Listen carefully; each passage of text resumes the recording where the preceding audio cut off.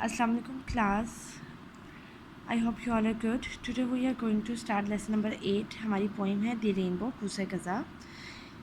Is written by Christina Rossetti. Christina Rossetti ने लिखी है ये. चलिए हम poem start करते हैं. Boats sail on the river. कश्तियाँ दरियाओं में चलती हैं. And ships sail on the seas. और जहाज़ समुद्रों में चलते हैं. But clouds that sail across the sky, लेकिन बादल जो आसमान पे चलते हैं या तैरते हैं, are prettier far than this, वो इन सबसे ज़्यादा खूबसूरत है.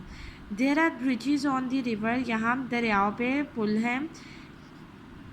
As pretty as you please, खूबसूरत है कि आप उससे खुश हो सकते हैं. बट दी बो दैट ब्रिज इज़ हेवन, लेकिन वो जो कूसे कज़ा जो कि पुल बनाती है जन्नत की तरह, यानी ये बो जो है वो रेनबो को बोला गया.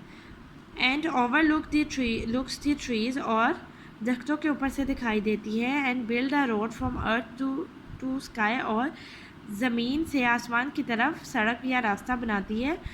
इस प्रीटियर फार दैन दिस, वो इन सब से ज़्यादा खूबसूरत है. यानी कि जो कश्तियाँ और जो जहाज़ हैं जो कि दरिया और समुद्रों में बहते हैं, और जो कि दरियाओं पे बने हुए पुल हैं, वो खूबसूरत है, वो आंखों को देखने में अच्छे लगते हैं, लेकिन इससे ज़्यादा नहीं जितनी कि वो अल्लाह की बनाई हुई चीज़ें खूबसूरत हैं. यानी जो बादल है वो आसमान पे जितने खूबसूरत लगते हैं, और जो कूसे कज़ा रेनबो जो खूबसूरत लगती है, ऐसा लगता है जन्नत से आ रही है और वो अपना ज़मीन से आसमान की तरफ रास्ता बना रही. जितना वो खूबसूरत है उतना कुछ भी नहीं खूबसूरत.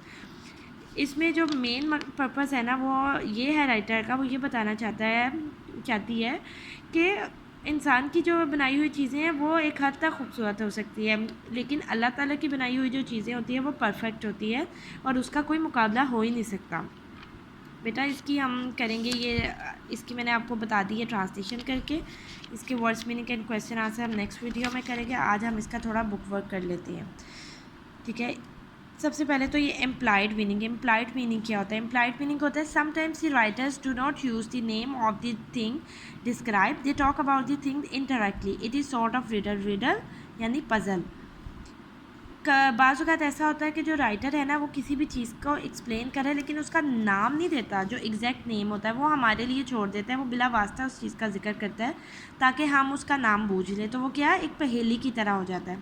अब यहाँ पे अगर हम देखें बो क्या है, वैसे तो बो इस शेप में होती है ना टाई की तरह, लेकिन यहाँ पे बो किसे बोला गया, रेनबो को बोला गया. और रेनबो को क्या, ब्रिज भी बोल दिया गया, यानी पुल की तरह बोल दिया गया. ठीक है. ये इम्प्लाइड मीनिंग ये होता है कि उसका नाम नहीं लिया रेनबो, लेकिन हमें समझ आ गई है कि वो रेनबो का जिक्र हो रहा है.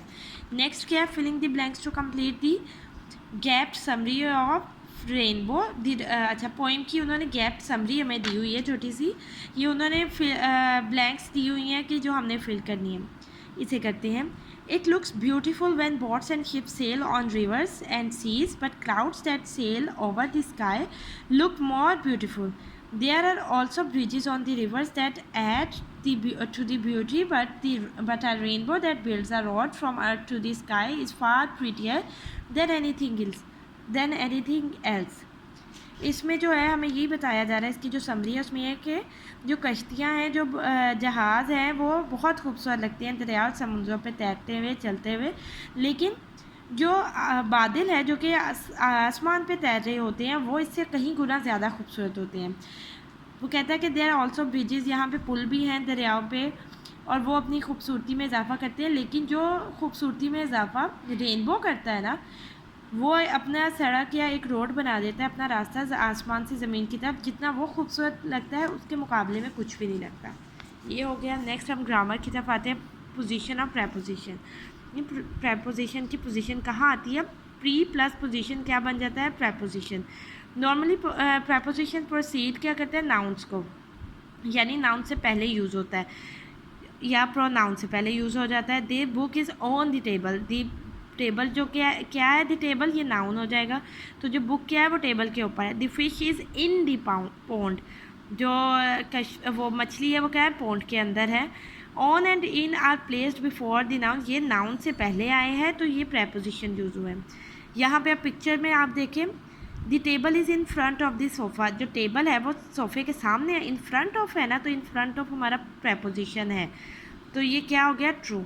दी books are on the table, जो बुक्स है वो ऑन द टेबल है। ऑन क्या है हमारा प्रेपोजिशन है, टिक हो गया। The lamp is in the table, in तो नहीं ना, ऑन है तो इन क्या हो गया, ये हमारा क्रॉस हो गया। The jug is between the glasses, between हमारा प्रेपोजिशन है तो जो जग है वो बिटवीन द ग्लासेस है तो ट्रू हो गया। नेक्स्ट है the parrot is on the cage, क्या वो ऑन द केज है, नो, केज के अंदर है, इन द केज, तो ये क्रॉस हो गया। नेक्स्ट क्या है, ट्रांजिशनल डिवाइसेस। ट्रांजिशनल डिवाइसेस क्या होता है, transitional devices are words and phrases, ये ऐसे वर्ड्स या फ्रेजेस होते हैं that help to connect thoughts, जो कि हमारे सोचों को जोड़ने के काम आते हैं, यानी आपस में मिला देते हैं। These devices can be use to guide the reader through ideas, ये जो डिवाइसेस होती हैं ये रास्ता दिखाती है रीडर को उनके आइडियाज़ की तरफ, या कोई आर्ग्यूमेंट बिल्ड करना हो तब, या कोई किसी नतीजे पे पहुंचना हो, या किसी चीज़ का हमने आपस में उनका कंपैरिजन दिखाना हो, मिलाना हो आपस में, या उनका कंट्रास्ट या उनका मतलब ऑपोजिट चीज़ बतानी हो उसके लिए। ट्रांजिशनल डिवाइसेस अगर हमने एडिशन करनी है तो कैसे यूज़ होता है, and, also, in addition to. अगर हम कंट्रास्ट कर रहे हैं उसका तो कैसे यूज़ करते हैं, but, however, on the other hand. अगर कंपैरिजन कर रहे हैं तो similarly, in the same way, compare to. अगर कोई इलस्ट्रेशन है यानी कोई हमने बतानी है किसी चीज़ का एग्जांपल या कुछ भी इंस्टेंस बताना है इलस्ट्रेट, तो for example, for instance, to illustrate. अगर सीक्वेंस कोई चल रहा है तो क्या है, फर्स्ट, नेक्स्ट, आफ्टरवर्ड्स, देन। अगर कोई इफेक्ट है किसी चीज़ पे असरअंदाज हो रहा है तो क्या, because, therefore, as a result. अगर कोई नतीजा है, कंक्लूजन है तो क्या, in other words, on the whole, to sum up. ठीक है। नेक्स्ट क्या है, combine the pair of sentences below into one sentence.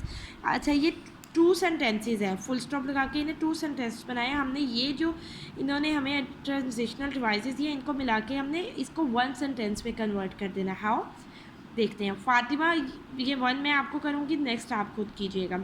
Fatima got home late, Fatima जो है घर लेट आई है, हमने फुल स्टॉप हटा के क्या कहते हैं, and she missed her TV programme, और उसने अपना टीवी का प्रोग्राम जो देखती थी उसे मिस कर दिया।